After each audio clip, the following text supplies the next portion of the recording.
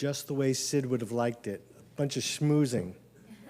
Just no service. Let's just get to the schmoozing right away. Esainai eharim me'ayin yavo yavo ezri. Esainai eharim me'ayin yavo yavo ezri. Ezri me'im Adonai osei shamayim va'aretz. Ezri me'im Adonai osei shamayim va'aretz. Esainai eharim me'ayin yavo yavo ezri. Esainai eharim me'ayin yavo yavo ezri. We are assembled with our friends in the darkness that has fallen upon them. We raise our voices together, asking for comfort and strength. We need light when gloom darkens our lives. We need fortitude and courage when pain and loss assail us. Who among us has not passed through trials and bereavements? Some of us bear fresh wounds in our hearts and therefore feel more keenly the kinship of sorrow. Others, our days of mourning are more remote, and yet we still recall the comfort that sympathy brought to our sorrowing hearts. May our sharing of sorrow and our deeds of solace bring comfort to the loved ones of Sid Sharpstein. Adonai ro'i lo exar bino deshet yarbitseni, al mei minachot yanachaleni nafshi shovev, yancheni v'maglet tzedek leman shmo, gam ki elech begeit sal mavet lo ira ra, ki ata imadi, shiftecha mishantecha hema yanachamuni, ta'aral lefanai shulchan neged sarai, deshanta v'shemen roshi kosi ravaya, ach tov v'chesed yirdefuni kol yimei chayai, v'shafti b'beit Adonai l'orak yamim. Those are the beautiful words of the 23rd Psalm King David wrote thousands of years ago. It's a psalm of hope and comfort. And if you know these words, I'll ask you to please join with me. The Lord is my shepherd, I shall not want. He maketh me to lie down in green pastures. He leadeth me beside the still waters. He restoreth my soul. He guideth me in straight paths for his name's sake. Yea, though I walk through the valley of the shadow of death, I will fear no evil, for thou art with me. Thy rod and thy staff, they comfort me. Thou preparest a table before me in the presence of mine enemies. Thou hast anointed my head with oil. My cup runneth over. Surely goodness and mercy shall follow me all the days of my life, and I shall dwell in the house of the Lord forever. Amen. The poet writes, Leda hi reshit uftira taklit. Birth is a beginning and death a destination. But life is a journey, a going, a growing from stage to stage, from childhood to maturity and youth to age, from innocence to awareness and ignorance to knowing, from foolishness to discretion, then perhaps to wisdom, from weakness to strength or strength to weakness and often back again, from health to sickness and back we pray to health again, from offense to forgiveness, from loneliness to love, from joy to gratitude, from pain to compassion and grief to understanding, from fear to faith, from defeat to defeat to defeat, until looking backward or ahead, we see that victory lies not at some high place along the way, but in having made the journey stage by stage, a sacred pilgrimage. Leda hi reshit uftira taklit. Birth is a beginning and death a destination, but life is a journey, a sacred pilgrimage made stage by stage, from birth to death to life everlasting. Sid had a beautiful life journey, many stages, most of Sid's life, I know through the words that Robert shared with me the other day when I talked with him, but I also had some connection with Sid when he would come to temple with Richard. In fact, Robert reminded me of an encounter that I had with Sid, I don't know, maybe 20 years ago.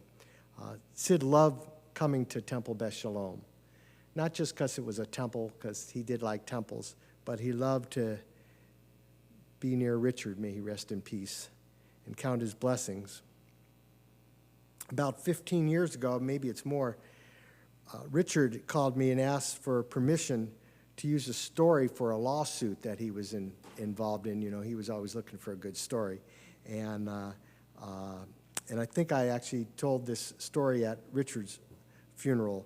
It's a story about Moses and the Israelites when they're leaving Egypt, which actually happens to be this week's Torah portion, and they go out into the desert, and they get to the shore of the Red Sea, and the sea miraculously parts, and they're walking through the sea. I mean, it's an amazing thing to do, heading toward freedom. The walls of water on each side, no matter how you understand it, real or metaphoric. And the Israelites start to do something that we, as human beings, like to do sometimes. Whine, moan, complain. It's hot. I'm thirsty. I'm hungry. You know, the food wasn't so bad back in Egypt. You know, we begin to forget what enslavement was like. And the moaning and whining goes on, and finally, two of the Israelites, Shimon and Reuven, who were famous for moaning and whining occasionally, they went all in, and they started complaining about their feet, that their shoes, their sandals were getting dirty, and their feet were getting muddy. I mean, can you imagine the chutzpah? God has split the sea. You're walking through the middle of the sea, and you're complaining that your shoes are getting dirty. And it's at that point that Moses can't stand it anymore, and he says, stop. Don't look down at the mud. Look up at the horizon.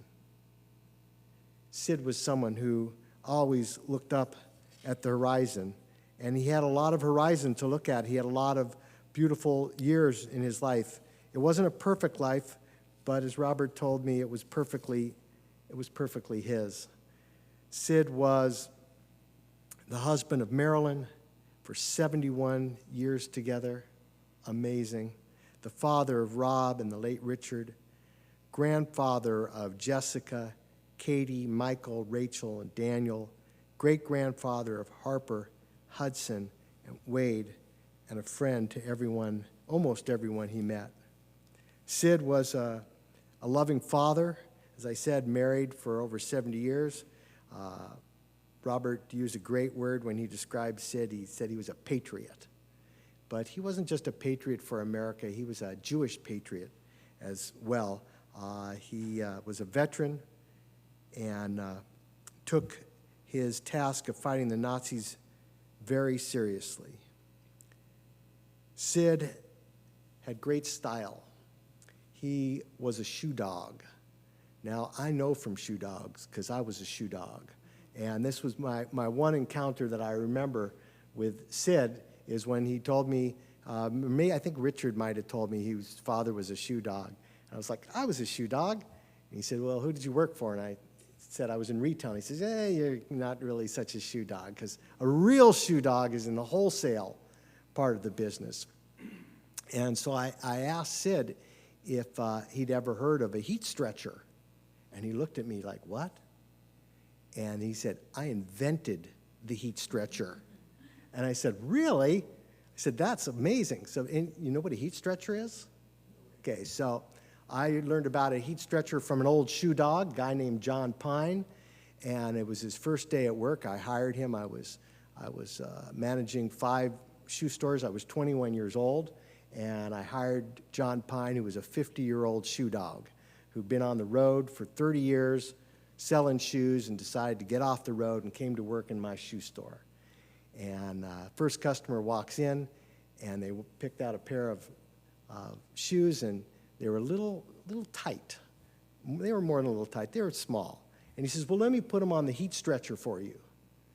So I watch him. He walks into the back, and I'm thinking, we don't have a heat stretcher. don't even know what a heat stretcher is. John says, I'll show you a heat stretcher. Pulls out one of his cigarettes. This is back in the day, you know. Took that shoe, blew that smoke in that shoe, put his hand over that shoe, walked out there, slid the shoe on the woman's foot. The smoke came out. And she said, oh, it feels so good. And I said, John, that's the last time we'll ever use the heat stretcher around here. But Sid told me that he invented the heat stretcher. He was a guy who could be funny and sometimes not so funny. He was had a lot of shtick, always a pithy comment, but more than the chit-chat and the schmoozing, he loved his children. He loved his children's friends. He loved being with anyone that wanted to hang with him. He was just a person that loved people. And, there's a certain language that, I thought it was Hertzbergian for a while. Then I realized it was actually probably Sharpsteinian. But Robert said, Sid liked the action. It's just, and I can picture Sid. He did. He liked the action. He was, as Robert said, a pot stirrer, a specialist in that, just mixing it up all the time. But he also had a beautiful, softer side. There were times when he thought he was a little bit softer than he actually was. But he was a good father, a loving husband, hardworking. He was a provider, and he took his role incredibly seriously. He was responsible for his family. He took that responsibility with great passion. He was the consummate salesman. Any of you need ice? He got a special on ice to Eskimos. He could sell anything. He was a child of the Depression, and people that came out of the Depression primarily function in two ways. You either stayed depressed or you went and got an education. And he understood that the way out of that depression was through education. He always found a way to love his family, his work. It says in the Talmud, they ask the question, Ezehu Ashir, who is the happy person? Excuse me, Ezehu Ashir, who is the rich person? And the answer is Hasameach Bechelko, the one who's content with what he has. And Sid was a guy who was content with what he had. He loved his life. So I'm going to ask Rob to come up and share some memories of his father and tell us a couple stories. A few stories. Mix it up a little bit. This is my dad's second Temple Beth Shalom. We grew up in Temple Beth Shalom in Framingham, and he was an usher.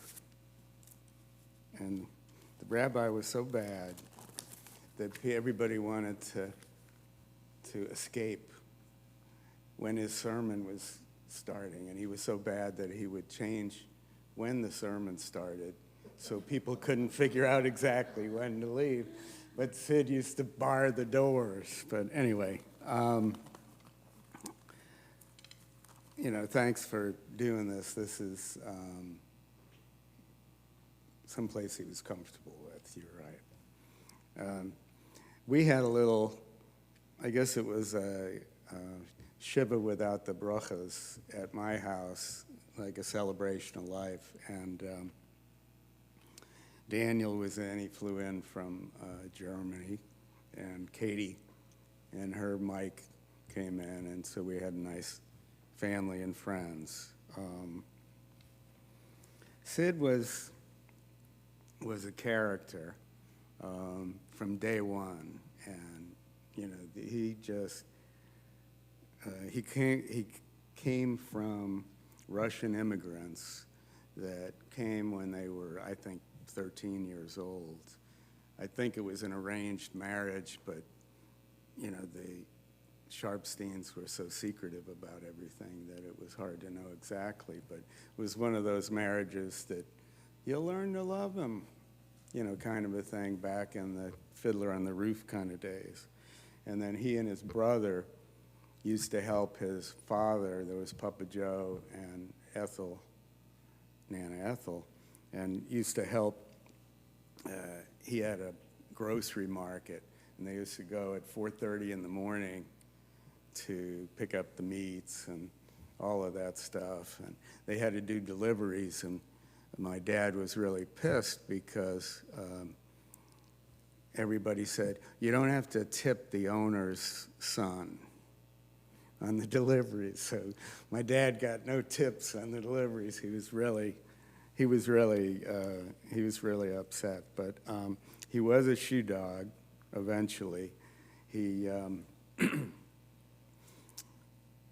My grandfather and his brothers were in the junk business, and then they made a lot of money in junk, leading up to World War II.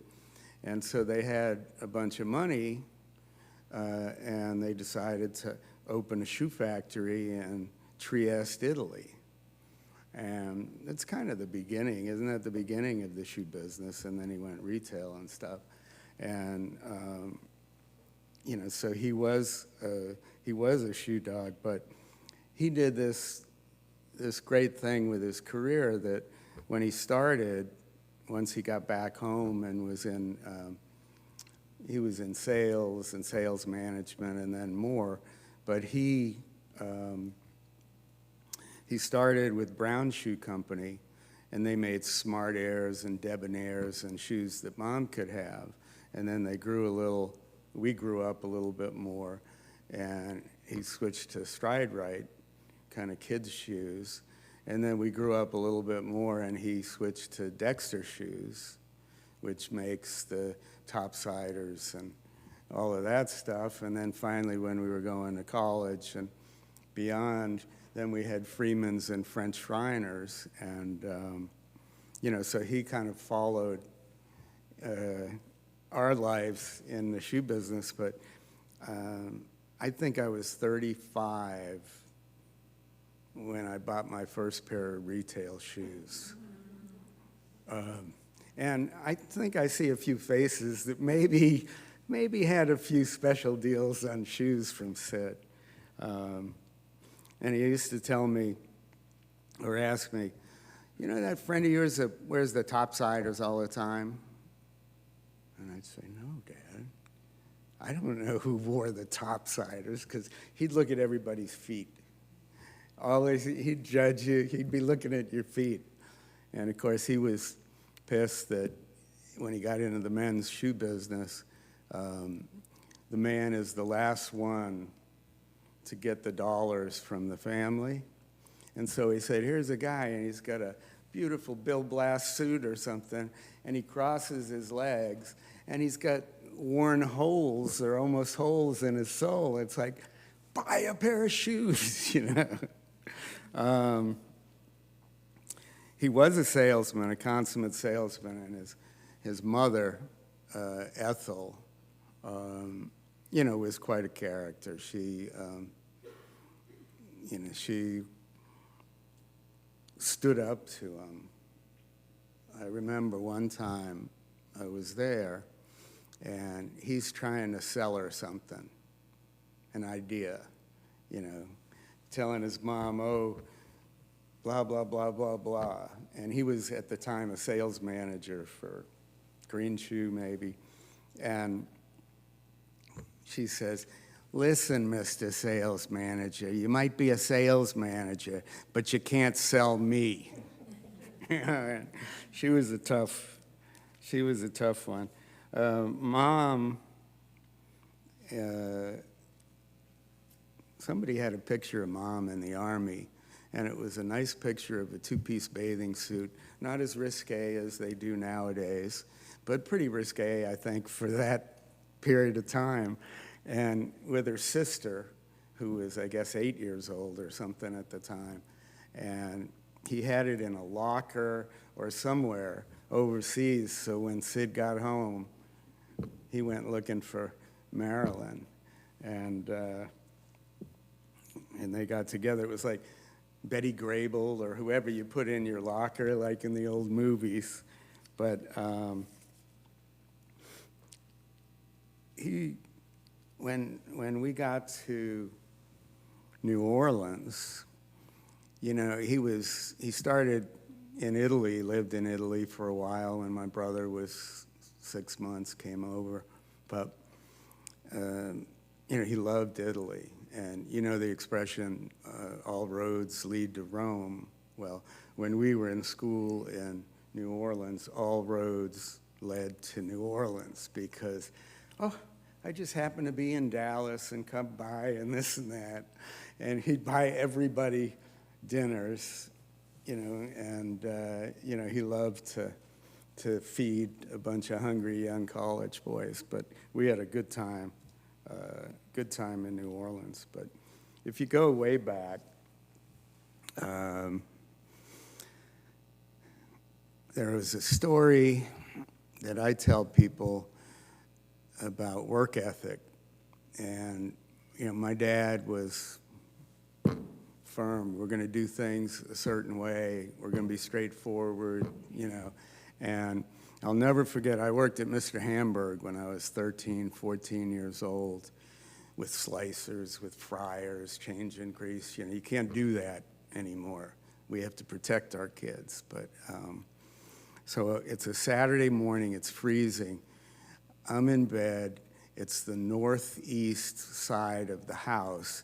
We have this crappy radiant heat that doesn't react, and it was freezing.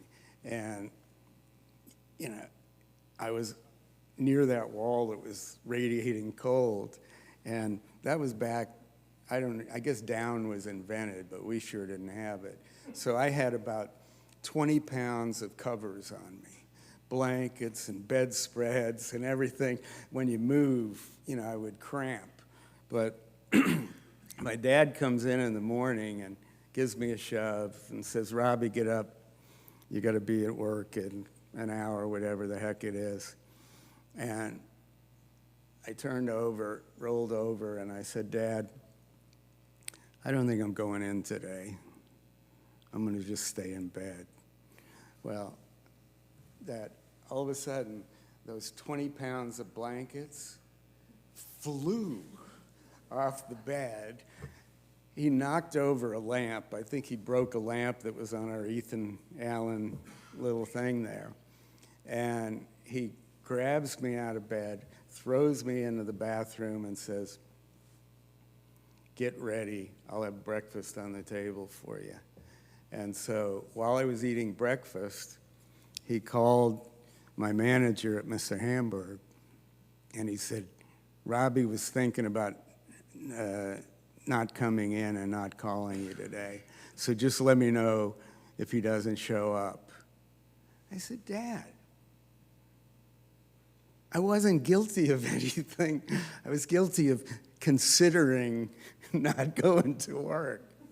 And he calls the manager, so the manager, you know. So that was Sid. But yeah. Sid was an entertainer. He was a Cub Scout pack leader. And he had this shtick that I had never seen before. But he'd be in front of, you know, at the school cafeteria, wherever we were, and there'd be all the dens and den groups. And, you know, how old are you? 8, 10 years old or something like that. And so he had a deal where everybody had to be quiet. But whenever he pulled out his handkerchief, he'd throw it in the air. You could scream and yell and stomp and do whatever you want. But when it hit the ground, you had to be quiet. It was kind of like Raffi with his "shake your sillies out," but he was good. I think well, another work ethic thing. He came back from the war and he told his dad that the government was going to give us $20 a week. I don't know what the number was. $20 a week, $10 a week, for a while until we get on our feet, you know, after the war. And so according to my dad, my grandfather backhands him, and he falls into the sofa or something, and he pulls out his wallet and he crumbles up a bill and says, "Here, if you need money, you come to me. You don't go to the government." My favorite Sid expression, well, Sid also had, people say that kids that grew up were spoiled, nobody does discipline, this and that. But I'll tell you, Sid had the dreaded belt. I mean, he wasn't vicious with me or anything, but there was a belt, and it was seen every now and then, because he believed in discipline. But a couple of Sid things is, what do you say? Oh, one of my favorite is, even a good excuse is still an excuse. That was, I heard that one 18,000 times. But the thing about Dad was, we never had the talk, the birds and the bees thing. We did talk about some of that stuff, like his antics in the war, but not from an educational standpoint. But what he did do, he made sure that he talked to his sons about important things. How to, what are you doing slouching? I'm introducing you to someone and you're slouching, you're looking down, look them in the eye, da-da-da. All the important lessons. And it went beyond just basics. He wanted to teach you how to navigate the world and how to be a good person within the world. And he just did a lot of things. Don't ask for a raise unless you're ready to leave the job in case you don't get it. Give flowers to Mom, when she's not having a birthday or a holiday. He was a good guy, and just a few things on the end of life. We finally had senior helpers come in, and there was this woman, Brittany. And Brittany is, oh, by the way, the rabbi and I discussed timing and this. He says, well, we'll be out of here pretty quick because you're the only speaker. I thought to myself, I'm Sid Sharpstein's son, Dick Sharpstein's brother. I said, give me a shot at it. Give me a shot at it. But when Brittany came in, she had to interview Mom and I.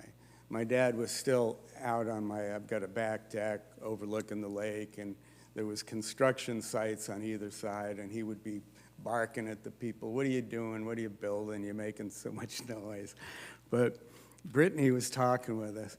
Well, she was drop-dead gorgeous, and just personality, beautiful, friendly. She's talking with us.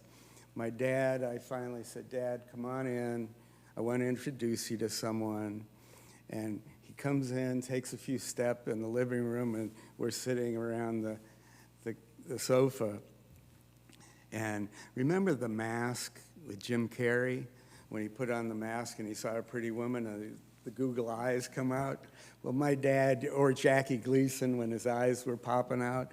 Well, my dad saw Brittany, and he says, wow, where did you come from? And so she says, I'm a friend of Rob's. Why don't you come down and sit with me, and we'll talk. So he sat on her lap. I mean, at least halfway on her lap. He got so close. But he flirted with all of the caregivers, the VA nurses, with anyone that came in. It's like, wow, ooh, wow, you're pretty. You're pretty. And I told the VA nurses, I said, what do you expect? It's like he's back in boot camp again. But when he first moved there, and we've got a backyard on the lake, and Dad was very nervous that this operation was going to go under. So he kept telling me about plans to develop my backyard. We were going to serve food. We were going to have people come for fishing and stuff like that. And he wanted to set up all these businesses at my house so that he was afraid I was going to go under. He says, "What do? You don't make any money, do you, sitting around here?" And I said, "No, I make money in Orlando, and I bring it home to Maitland." But he, for the longest time, wanted me to, go in business, and he got really upset when we told him that, we can't do it zoning-wise and stuff like that. But, he was, he lived an amazing life for someone that he got out of the Army, went to less than 2 years of college, and said, "I don't have time for this. I got to make money. I got to have a career." And he did extremely well with not as much education as I guess you might need now. And he raised kids, loved his grandkids. He was a family man. And even though he traveled a lot, we don't feel like, we missed it. So, and he loved people, all of you all, and be a part of Dick's friend's life, my friend's life, and, and he loved it. He loved it here. So, anyway, we'll miss him. Is that short enough? Anyway, thank you all for coming. Really. Beautiful tribute. We take a few quiet moments to remember each in our own way.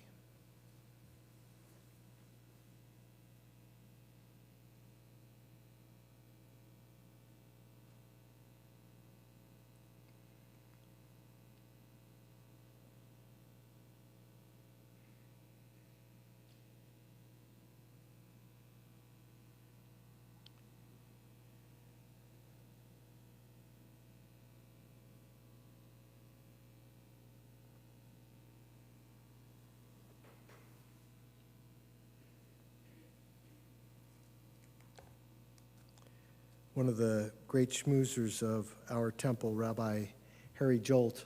Yeah. Sure, come on. So these thoughts are really to my telephone pal, Marilyn. We've gotten into quite a routine over the last year. She's on the first Monday of the month. She's on my calendar, and so we talk once a month.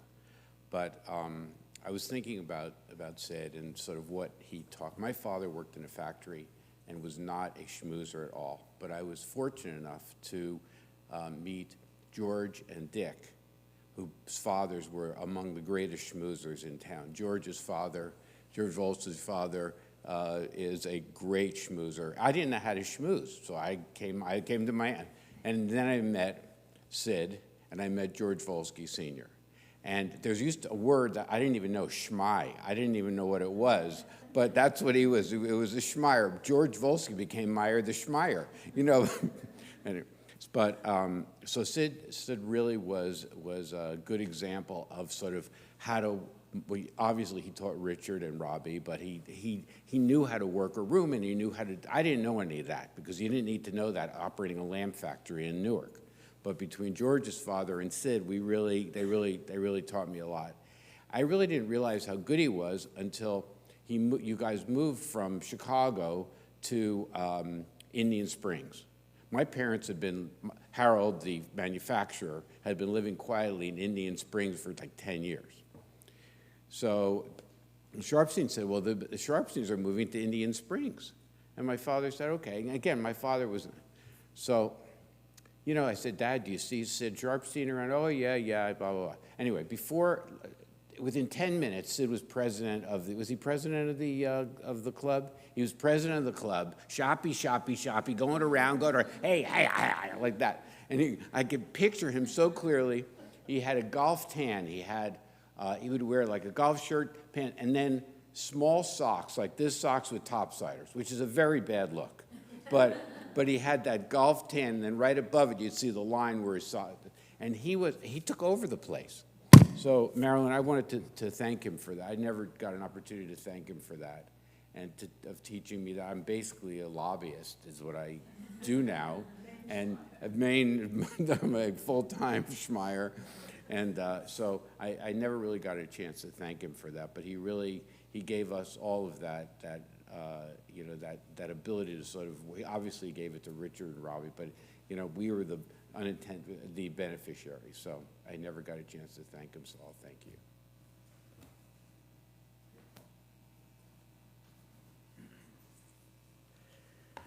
One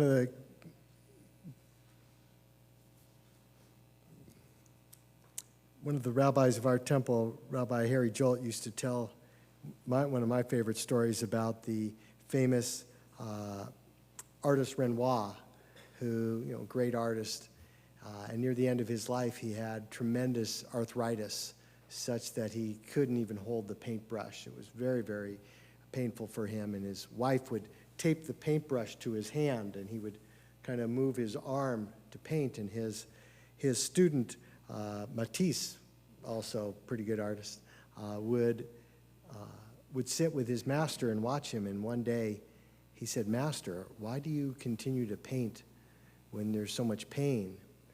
And he said, Renoir said, "Pain passes and beauty endures." Pain passes and beauty endures. Pray that the pain of Sid's passing will pass, and that the beauty of his life will endure. I ask you to please rise for the El Malay Rachamim prayer, which mentions Sid's Hebrew name, Zalman, and this prayer asks that Sid's soul go to a place of comfort in the universe, and especially a place of comfort in our hearts. El Malay Rachamim Shochen Bameromim Hamsei Menucha Nechona Tachat Kanfrei HaShechina Im Kedoshim Utohorim Kizohar Rakia Mazehirim et Nishmat Zalman Yosef ben Yoel ve'etel Shahalach le'olamo Bal harachamim Yastirehu b'tseter kenafav le'olamim Vitzror hachayim et nishmato Adonai hu nachalato Ve'yanuach b'shalom al mishkavo Ve'nomar Amen. Compassionate God, eternal Spirit of the universe, grant perfect rest under your sheltering presence to Sid Sharpstein, who has entered eternity.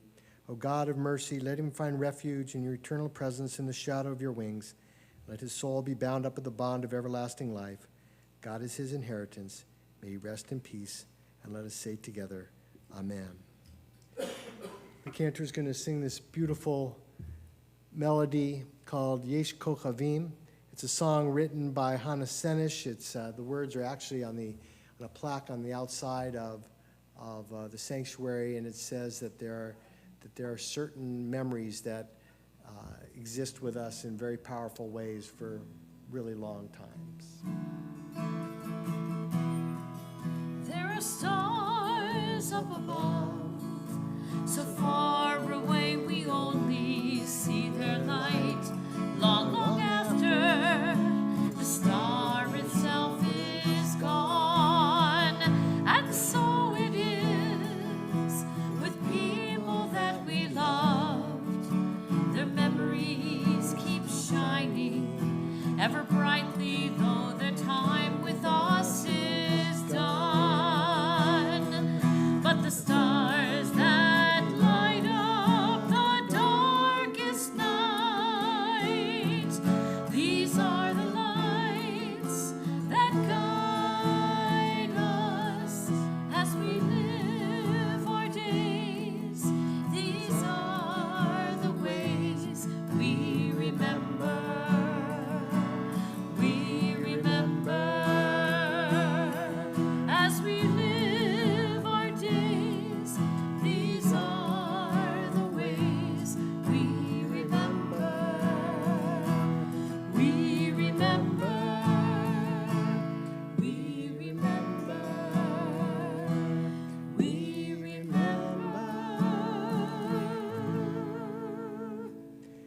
moment, we'll recite words of Kaddish. The Kaddish prayer asks us to remember not just the moments or the pictures, but rather the values that Sid lived at his very best moments. And every time we can become a little bit more like the best of Sid, we'll remember him and we'll honor him.